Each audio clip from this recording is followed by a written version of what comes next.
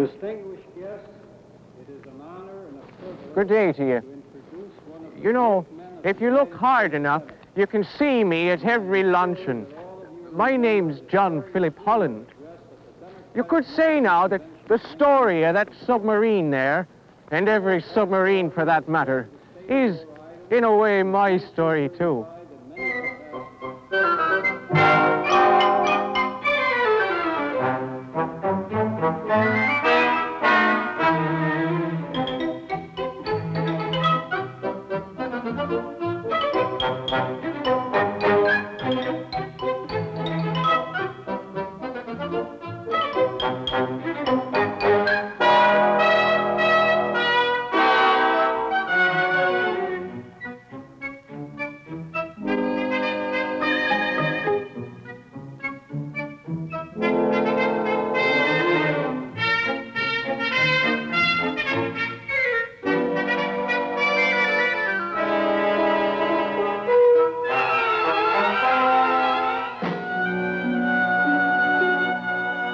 Liscannor in County Clare, a typical Irish village near the sea. John Holland was born here in this cottage in 1841. He longed to be a sailor. But with my fuzzy eyes, no one would trust me to row a two-oared boat, much less navigate a ship. He became a teacher instead, and that might have been the end of it.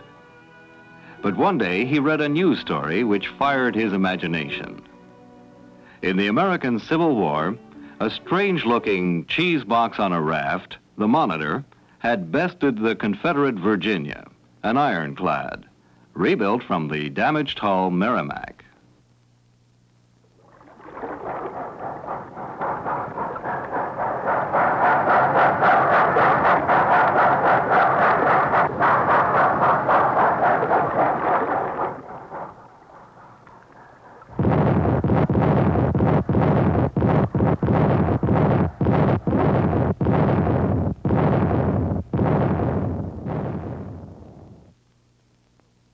It was her low freeboard that made Monitor so hard to hit. Now, why didn't they go all the way, thought I, and make her a submarine in the first place? The idea of a submarine boat of war never left Holland in all the unsettled years that followed. But he got nowhere. And finally, he left teaching in Ireland to join his mother and brothers in America. Fate sometimes moves in strange ways. A slip on the ice in Boston put me flat on my back with a broken leg. It was a blessing in disguise, for it gave me a chance to carefully review all I'd ever learned and thought about submarines. A Dutchman, Cornelius van Drebbel, had made the first practical effort at submarine navigation in 1620. The Americans got into the picture during the Revolution with David Bushnell's Turtle, a remarkably complete boat, but its attempt to sink a British warship failed. Robert Fulton developed his Nautilus in 1800. Behind the craft, a bomb was towed, which he called a torpedo, after a fish that kills its prey by electrocution. But Fulton's potential customer, the French, would not buy it. The Confederates had an underwater vessel, the Hunley, propelled by 8 men and with a long weapon spar forward. They loaded explosives on the head of the spar and shoved it into the side of a Union blockade ship, Housatonic, in Charleston Harbor. It blew her apart, but Hunley went down also. It had become obvious that to fight underwater and survive, your torpedo had to be a free and self-propelled missile. In 1868, an English engineer, Robert Whitehead, developed just such a weapon, powered by compressed air. Now at last, the submarine had its teeth for battle. That is, if one could be developed which the authorities would accept. Oh, I itched to get to work on the project. A few months later, Holland sent his proposition to the Navy Department, and he did so with a measure of satisfaction. He knew his approach to the submarine was the right one. The captain who answered advised me to drop the matter. To get something done in Washington, he wrote, is uphill work. Uphill work, was it? Very well, then. There were other ways. Mr. Holland? I'm John Breslin. Sit down, please. Thank you, Mr. Breslin. Now then, your brother's been telling me about this boat of yours that swims underwater. You know, of course, whom I represent. The Fenian Society. You want a free Ireland. Right you are, John Phillip Holland. And this boat of yours, if it works, can help us to get it. Now then, what can you do to convince me that it'll work? I have a small model. I can demonstrate it for you this Sunday. You're right to the point, Mr. Holland. And I'll tell you this. If she does work, the Fenian Society is prepared to back you in building a full-scale boat. For the greater glory of a free Ireland. She'll work all right, Mr. Breslin. If she does, we can use her. She did work that Sunday, beautifully. And pretty soon, we were in the submarine business. By May 22nd, 1878, all was ready for the launching of John Holland's boat number 1.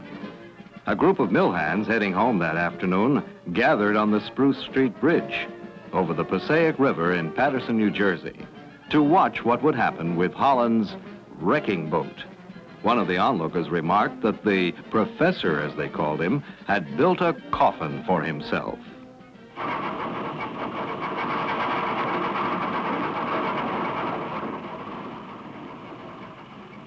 When the 2¼ ton submarine slid into the water and floated free at the end of her tow line, the people on the bridge saw what they had expected. Suddenly, something went wrong. The boat settled rapidly in the water and disappeared.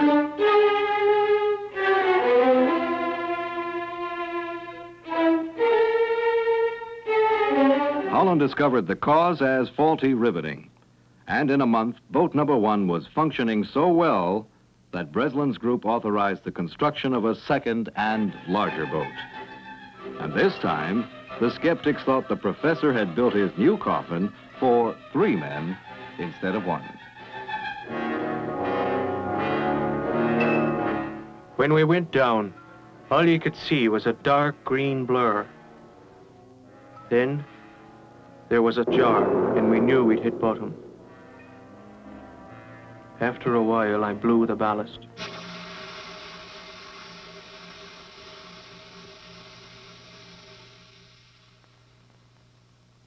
Slowly, as it gathered buoyancy, we rose.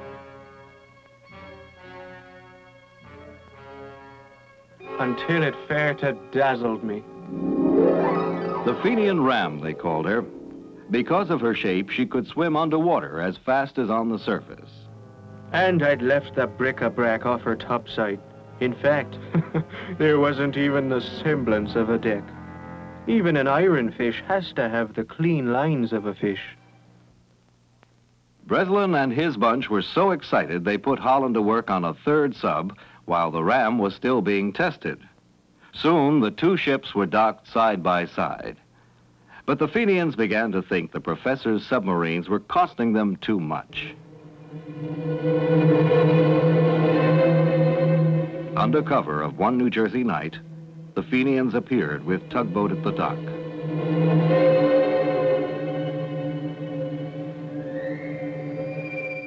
There, a dubious night watchman let himself be convinced an order had come from Holland. In short, Breslin stole both boats.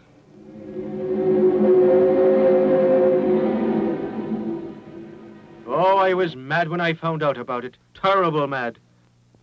The fools left the hatch open on the new boat and lost her in Long Island Sound. And as for the ram, not a man of 'em knew how to sail her. I should have known better than to trust an Irishman. Holland then put together a concern which built a 4th and unsuccessful submarine. The sign of the company went down as quickly as it went up. But John Holland went on trying. He did so in the only way he knew, Long hours poured into design detail. He came to know the joys of the innovator well, yet always found he had to couple them with the curses of the perfectionist. He won a Navy competition, but in a change of administrations, funds were reallocated and cut off. Then a close friend of his from the Ram days, Charlie Morris, introduced him to Elihu Frost. With Frost's financial backing, the three of them formed a new company and set out to win the Navy competition all over again when it was reopened in 1893. We didn't have too much trouble. Our only real competition was a fella from Baltimore named Simon Lake, and he lost out in the end. But he was a clever chap, and we heard plenty from him in the next few years.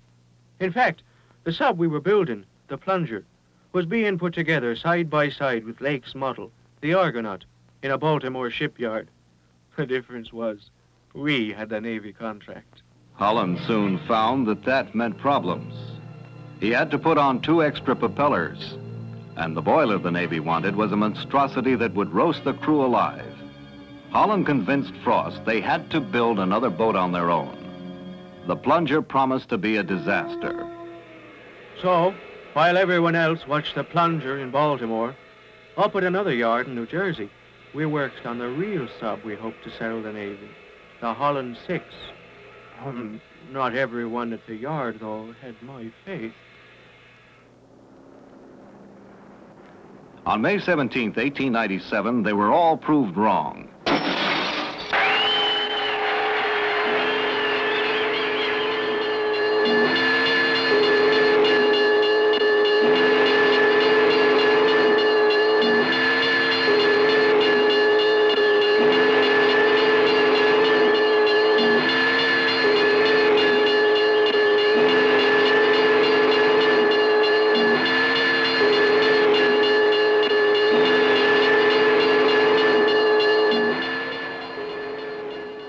The launch was a success.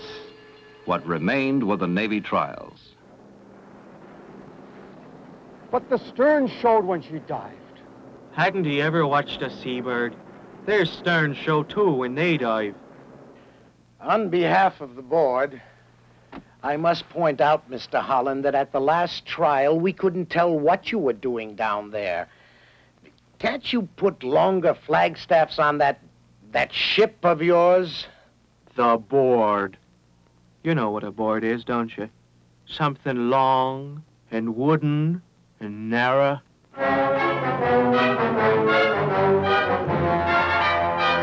Let's face it, John. The Navy brass would feel a lot more comfortable if you had more superstructure on that boat. I will not give them a deck to strut upon. This is a diving vessel, not a surface ship. What will I require next? Did my boat climb a tree? Relax, John, relax. You're the authority. If you don't want it, that's that. Authority, is it? Go down to Washington. Plenty of people there will tell you I know nothing about submarines. Nothing at all.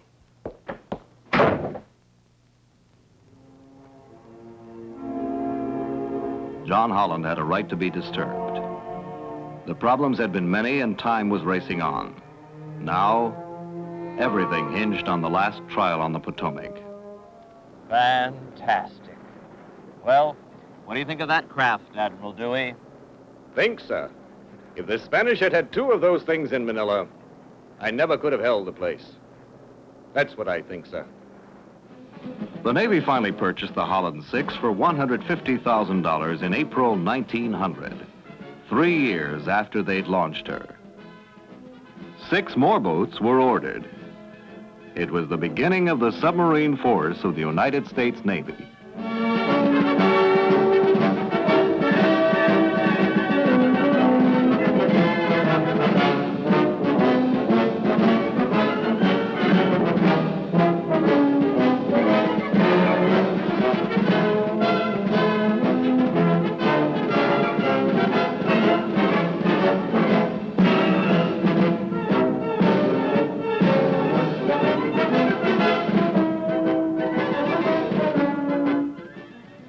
But for John Holland, it was the beginning of the end.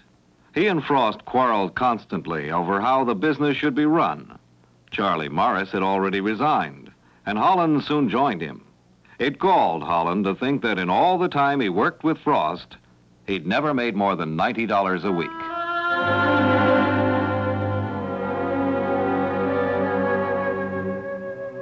Dear Sir, as my contract expires on the 31st instance, and as it is proper that I should then withdraw from my directorship, I beg to offer my resignation. The success of your company can never be as great as what I ardently desired for it. Yours very sincerely, John V. Holland.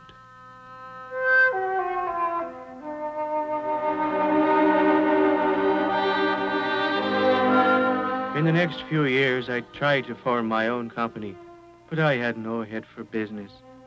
I was just a cantankerous old man whom the world had passed by.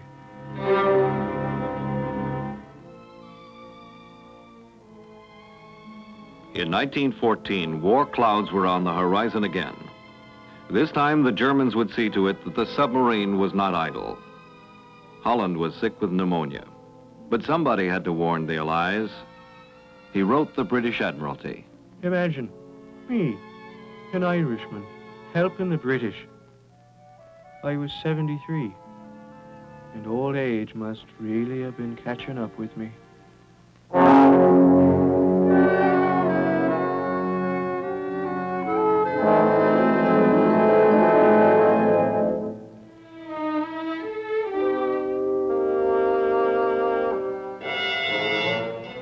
September 22nd, 1914. 40 days after John Holland died, the German U-9 sank 3 British cruisers off the Dutch coast. 1,400 men went to their deaths. Submarines had come a long way from the Confederate Hunley.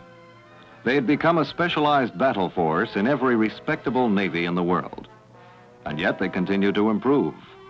With their diesel engines for surface running and battery charging, electric motors for underwater running, periscopes and accurate torpedoes, the boats were amazingly efficient engines of destruction, especially in the hands of a skillful commander. But as time went on, radar and sonar began forcing subs to dive quicker and deeper and stay under longer. What was then needed was a true submersible that would stay under permanently, not one that had to surface periodically.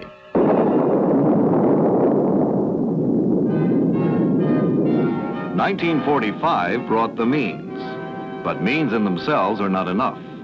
You need a man to put them to use. Such a man had graduated from Annapolis in 1922. His name was Hyman George Rickover, and he was a hard driver.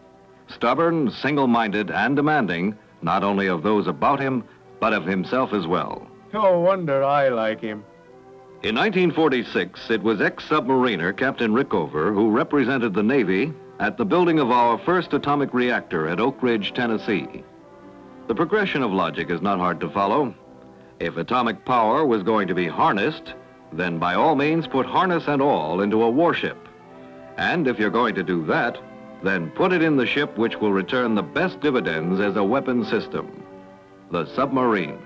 Another man not calculated to miss the logic was Fleet Admiral Chester Nimitz, then Chief of Naval Operations. A battery of reports and letters designed to persuade followed, eventually to involve the top decision makers of the land.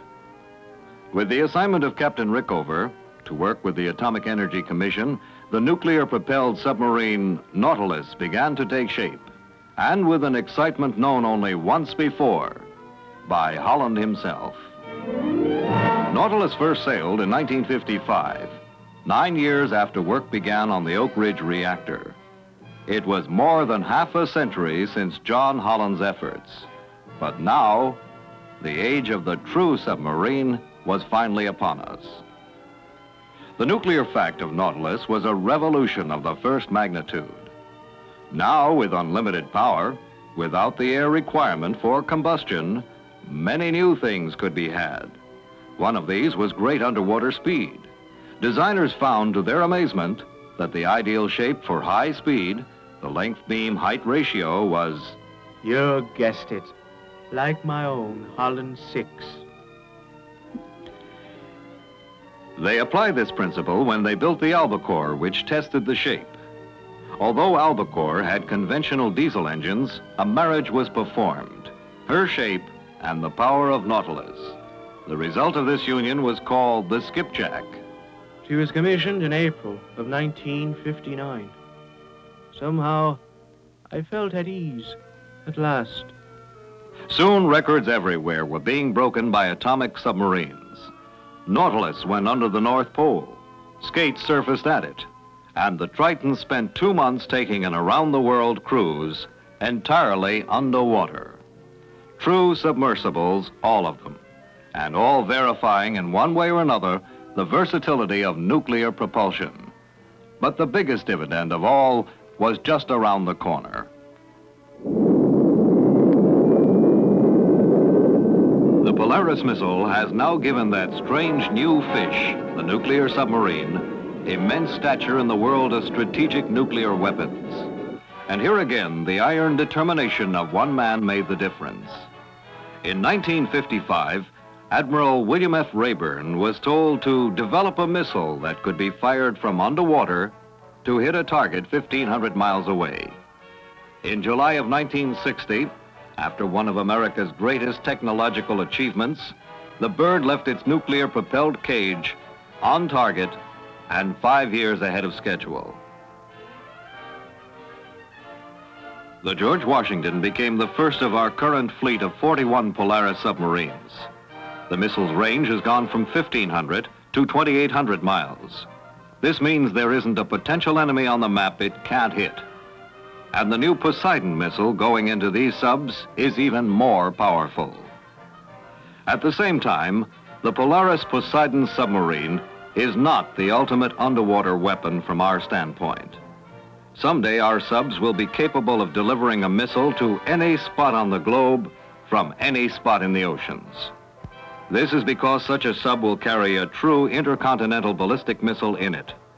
It will be the most invulnerable of systems at sea, and it will not attract fire to the homeland. Small wonder, then, that some naval authorities feel the ICBM submarine may become the most important element of all, should we ever get nuclear war thrust upon us. But the Navy's not just interested in attack submarines and missile submarines. Disasters like the loss of Thresher and Scorpion have increased the interest in deep water search vessels like the two-man Alvin, which cruises at 6,000 feet, and Illuminaut, whose aluminum hull lets it operate to depths of 15,000 feet. And there are oceanographic research vessels like the Mizar, which was able to spot the lost Scorpion with special electronic equipment she carries to detect steel objects. And when the H-bomb was lost off Spain, the cable-controlled underwater research vessel Curve managed to recover it after its position had been fixed by Alvin. NR-1 is unique among all these research vessels. It alone is nuclear-powered, and its 7-man crew can stay down indefinitely, mapping the ocean floor and conducting other important marine studies. The U.S. Navy's pioneering exploration and study of the ocean depths, from its first acceptance of John Holland's oddball boat with no deck to strut upon, to today's sophisticated missile subs and underwater research stations, has provided the point of departure for thousands of civilian scientists, engineers, and planners, for a new major industry that may well be the salvation of mankind. It's something the little professor from Patterson never dreamed of when he went down in his first floating coffin. It's true, you know. I never did. Simon Lake, he was the one. He never thought of the submarine as a weapon the way I did. He was the one who had an inkling of some of the other things it could lead to. Now, if Simon Lake and John Holland had been one man, there would have been a real genius for you. Well, even if I did think of the submarine basically as a weapon, Even if I didn't realize all the applications that technology after me has brought on, they're still my boats, every one of them. Since I passed on, I've seen many a luncheon, and I intend to see many another one. Which reminds me, that's what I really came here for. So, with your kind permission, I'll be saying so long, and getting to the work at hand.